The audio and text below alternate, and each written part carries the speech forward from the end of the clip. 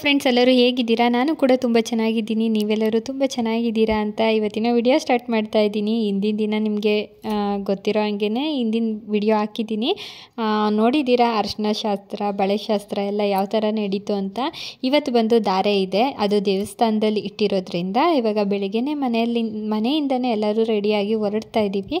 ನಾನು ಬೆಳಗ್ಗೆ 4 ಗಂಟೆಗೆ ಎದ್ದೆ, ಬಟ್ ವಿಡಿಯೋ ಮಾಡಲಿಕ್ಕಾಗಲಿಲ್ಲ. ಯಾಕಂದರೆ ನಿಮಗೆ ಗೊತ್ತು, ಎಲ್ಲನೂ ಹೋಗಬೇಕು ಅಂದರೆ ವಿಡಿಯೋ ಮಾಡಿಕೊಂಡು ರೆಡಿ ಆಗೋದು ಅಂದರೆ ತುಂಬ ಕಷ್ಟ. ಅದರಲ್ಲೂ ಮನೆ ಕೆಲಸ ಎಲ್ಲ ಮುಗಿಸ್ಕೊಳ್ಬೇಕು ಅಂದರೆ ಇದ್ದಿದ್ದು ಕಷ್ಟ. ಹಾಗೆಯೇ ರೆಡಿಯೆಲ್ಲ ಆಗಿ ಈಗ ಟೈಮ್ ಬಂದು 7 ಗಂಟೆ ಆಗಿದೆ.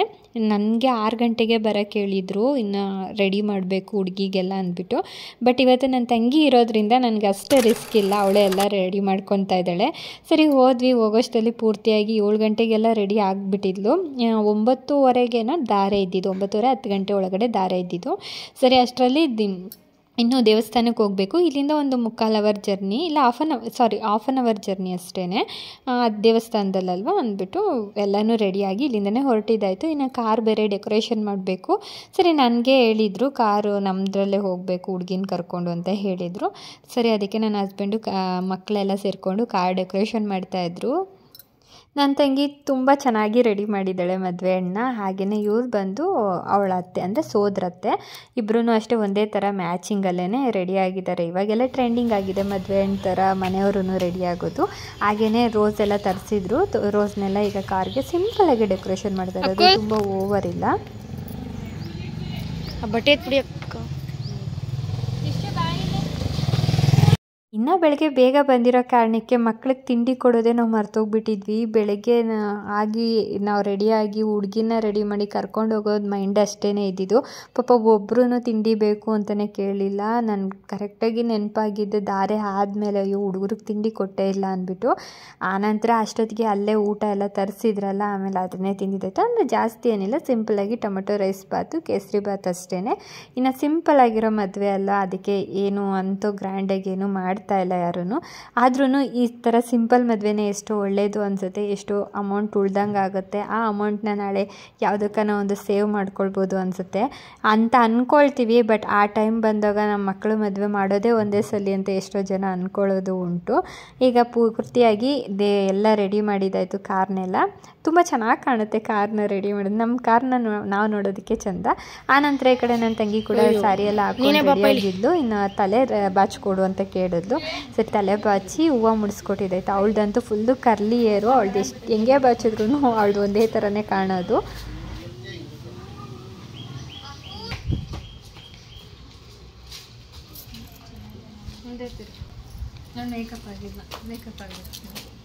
ನನ್ನ ತಂಗಿ ಅಂತೂ ಟ್ರೆಡಿಷ್ನಲ್ ಡ್ರೆಸ್ಸಲ್ಲಿರೋದೇ ತುಂಬ ಅಪರೂಪ, ಆದರೂ ಚೆನ್ನಾಗಿ ಕಾಣ್ತಾ ಇದ್ದಾಳೆ. ಹಾಗೆಯೇ ಇವಾಗ ಗಾಡಿಗೆ ಪೂಜೆ ಮಾಡಿಸಿ ಹೊರಡೋ ಟೈಮ್ ಬಂತು. ಮದುವೆ ಹಣ್ಣನ್ನ ಕರ್ಕೊಂಡು ಹೋಗಬೇಕು.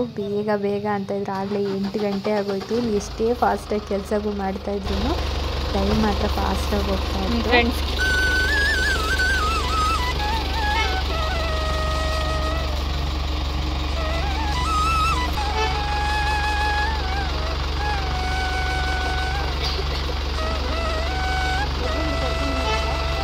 ಬಿತ್ತು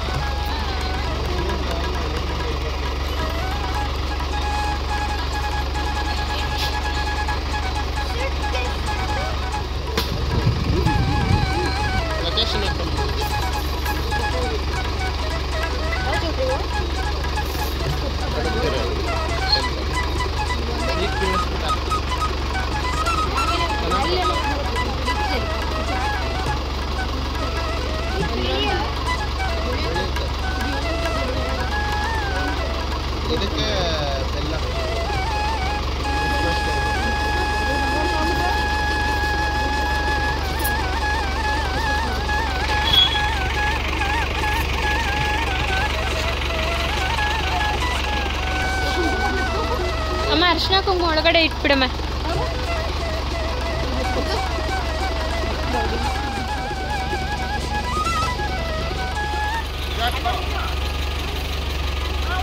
ವಿದ್ಯಾ, ಅಬ್ಬಿ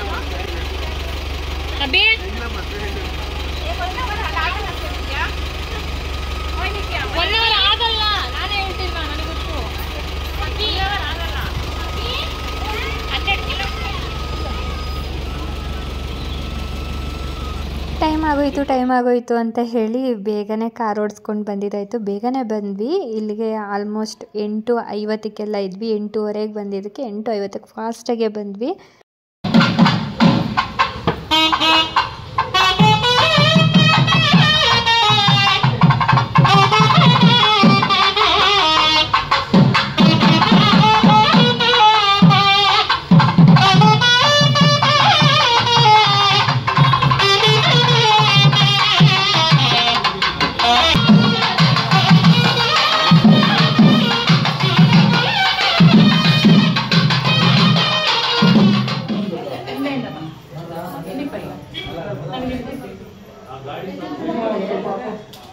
ಚೂರು ಮೇಲ್ ಮಾಡು.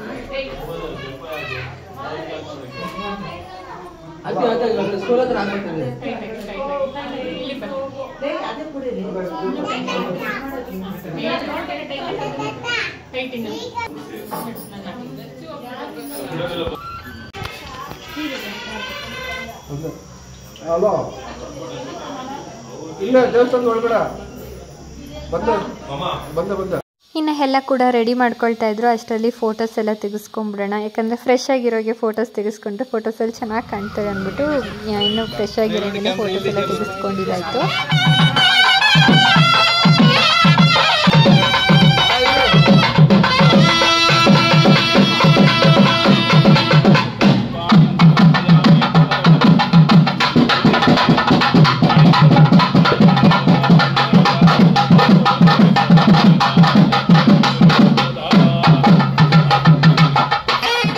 ನಾವಂತೂ ತುಂಬ ದಿನಗಳೇ ಆಗೋಗ್ಬಿಟ್ಟಿತ್ತು, ಇಷ್ಟು ಹತ್ರದಿಂದ ಮದುವೆ ನೋಡಿ. ಇನ್ನು ಮದುವೆಗಳ್ಗೆ ಹೋಗ್ತಾ ಇದ್ವಿ, ಬಟ್ ಈಗಂತೂ ಎಲ್ಲರೂ ಅಷ್ಟೇ ರಿಸೆಪ್ಷನ್ಗೆ ಹೋಗಿ ಬಂದುಬಿಟ್ರೆ ಸಾಕಪ್ಪ ಅನಿಸುತ್ತೆ. ದಾರೆಗಳ್ಗಂತೂ ತುಂಬಾ ರೇರು, ಯಾರೋ ತುಂಬ ಹತ್ರದವ್ರು ಅಂದರೆ ಮಾತ್ರನೇ ದಾರೆಗೆ ಹೋಗೋದು.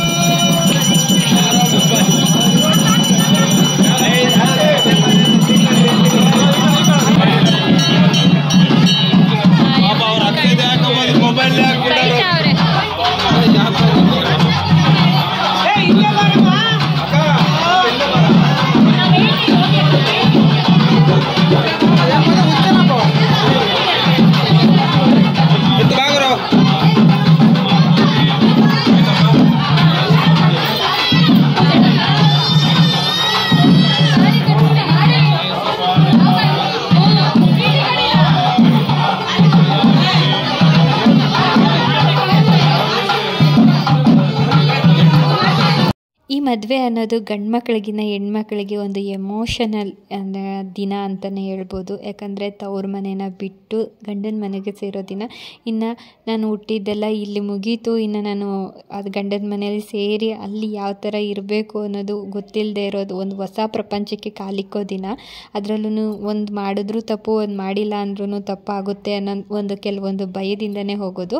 ಇದರಲ್ಲೂ ಅಮ್ಮನಿಗೆ ಅಂದರೆ ನಮ್ಮಮ್ಮನಿಗಂತೂ ತುಂಬಾ ಬೇಜಾರು. ಯಾಕಂದರೆ ಯಾವಾಗಲೂ ಜೊತೆಲೇ ಇರ್ತಾ ಇದ್ಲು, ನಮ್ಗಿನ್ನ ಹೆಚ್ಚಾಗಿ ತುಂಬಾ ಜೊತೆಲಿದ್ಲು ಅವಳು. ಹಾಗನ್ಬಿಟ್ಟು ನಾವು ಜೊತೆಲೇ ಇಟ್ಕೊಳ್ಳೋಕ್ಕೂ ಆಗಲ್ಲ, ಯಾವತ್ತಿದ್ರೂ ಅವ್ರವ್ರ ಮನೆಗೆ ಅವ್ರವ್ರು ಸೇರಲೇಬೇಕು. ಇನ್ನು ನಾವೇ ಯಾವಾಗಲೂ ಅಂತ ಇದ್ವಿ, ಒಂದು ದಿನ ನಮ್ಮಮ್ಮನ ಬಿಟ್ಟು ನಾವೆಲ್ಲೂ ಹೋಗಲ್ಲ, ನಾವು ಜೊತೆಲೇ ಇರಬೇಕು ಅಂತ. ಬಟ್ ನಮಗೆ ಆಗಿಲ್ಲ. ಇನ್ನು ಈ ಬೇರೆಯವ್ರನ್ನೆಲ್ಲ ನಾವು ನಂಬ್ಕೊಳ್ಳೋಕ್ಕೂ ಆಗಲ್ಲ. ಎಲ್ಲೇ ಇರಲಿ, ಹೇಗೆ ಇರಲಿ, ಚೆನ್ನಾಗಿರಲಿ ಅಂತಲೇ ನಾವು ಆಶಿಸೋದು. ಅಂದು ಇಂತೂ ತುಂಬ ಚೆನ್ನಾಗಿ ಮದುವೆ ಕೂಡ ಆಯಿತು. ಇವಾಗ ಅಕ್ಷತೆ ಆಗ್ತಾ ಇರೋದು ಬಂದು ಹುಡುಗಿ ಅಮ್ಮ ಅವರು.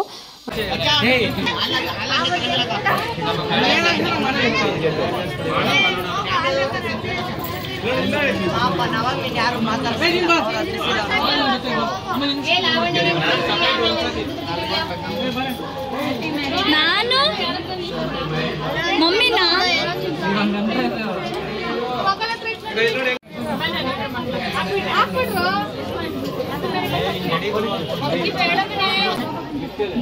ನೋಡಿ ಹೆಂಗೆ ಅಣ್ಣ ಇಲ್ಲಿ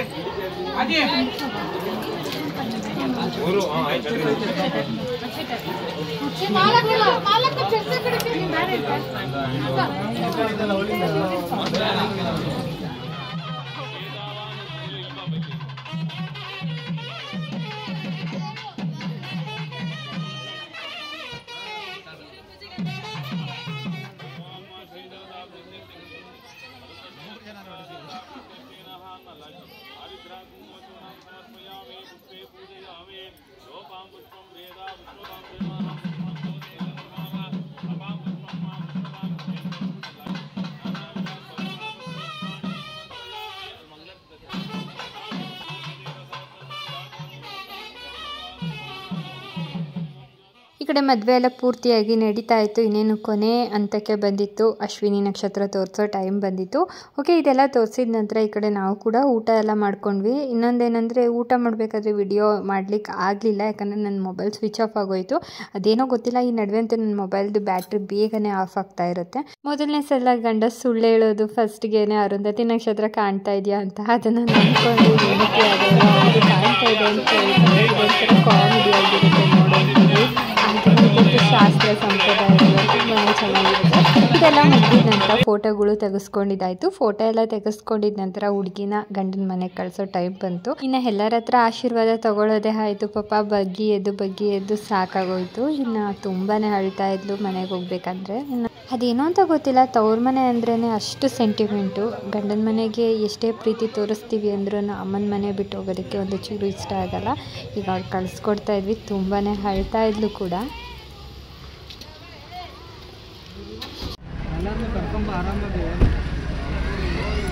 ಬಾಯ್ ಬಾಯ್ ಬಾಯ್ ಬಾಯ್ ಬಾಯ್ ಮತ್ತೆ ಬಾಯ್, ನಾಳೆ ಬರ್ತೀನಿ ನಾ. ಹಾಂ ಸರಿ, ಬಾಯ್ ಬಾಯ್ ಬಾಯ್. ಇದೊಂಥರ ತುಂಬಾ ಬೇಜಾರಾಗ್ತಾ ಇತ್ತು. ಯಾರ ಕಣ್ಣಲ್ಲಿ ನೀರು ಬರಲಿಲ್ಲ ಅಂತಲೇ ಇಲ್ಲ, ಎಲ್ಲರ ಕಣ್ಣಲ್ಲೂ ನೀರು ಬರ್ತಾಯಿತ್ತು. ಅವ್ರ ಅಮ್ಮ ಅಂತೂ ಒಬ್ಬರೇ ಆಗೋದ್ರಿಂದ, ಒಬ್ಬರೇ ಮಗಳು, ಇನ್ನು ಅವ್ರ ಅಪ್ಪನೂ ಬೇರೆ ಇರಲಿಲ್ಲ. ತುಂಬಾ ಅಳ್ತಾ ಇದ್ರು. ನನ್ನ ತಂಗಿ ಸಮಾಧಾನ ಕೂಡ ಮಾಡ್ತಾಯಿದ್ಲು. ಸರಿ, ಎಲ್ಲರನ್ನೂ ಕಳಿಸ್ಕೊಟ್ಟಿದ ನಂತರ ಸಿಕ್ಕಾಪಟ್ಟೆ ಬಿಸಿಲು ಮಾತ್ರ ತುಂಬಾ ಇತ್ತು. ಇನ್ನು ಮಕ್ಕಳೆಲ್ಲ ಐಸ್ ಕ್ರೀಮ್ ಬೇಕು ಅಂತ ಇದ್ರು. ಇನ್ನು ಅಮ್ಮನ ಮನೆ ಪಕ್ಕನೇ ಪೋಲಾರ್ ಬೇರ್ ಹೊಸ್ದಾಗಿ ಓಪನ್ ಆಗಿದೆ, ಅಲ್ಲೆಲ್ಲರೂ ಹೋಗಿ ಐಸ್ ಕ್ರೀಮ್ ತಿಂದ್ಕೊಂಡು ಆನಂತರ ನಮ್ಮ ಮನೇನ ಸೇರ್ಕೊಂಡಿದ್ದಾಯಿತು. ಓಕೆ ಫ್ರೆಂಡ್ಸ್, ಈ ವಿಡಿಯೋ ನಾನು ಇಲ್ಲಿಗೆ ಎಂಡ್ ಮಾಡ್ತೀನಿ. ಈ ವಿಡಿಯೋ ನಿಮಗೆ ಇಷ್ಟ ಆಗಿದರೆ ಪ್ಲೀಸ್ ಒಂದು ಲೈಕ್ ಮಾಡ್ಕೊಳ್ಳಿ, ಹೊಸಬ್ರಾಗಿದ್ದರೆ ಸಬ್ಸ್ಕ್ರೈಬ್ ಮಾಡ್ಕೊಳ್ಳಿ. ಆದಷ್ಟು ಬೇಗ ಇನ್ನೊಂದು ಹೊಸ ವ್ಲಾಗಲ್ಲಿ ಸಿಗ್ತೀನಿ. ಈ ವಿಡಿಯೋ ಹೇಗೆ ಅನ್ನಿಸ್ತು ಅಂತ ಕಮೆಂಟ್ ಮಾಡೋದು ಮಾತ್ರ ಮರಿಬೇಡಿ. ಓಕೆ ಫ್ರೆಂಡ್ಸ್, ಟೇಕ್ ಕೇರ್, ಬಾಯ್ ಬಾಯ್.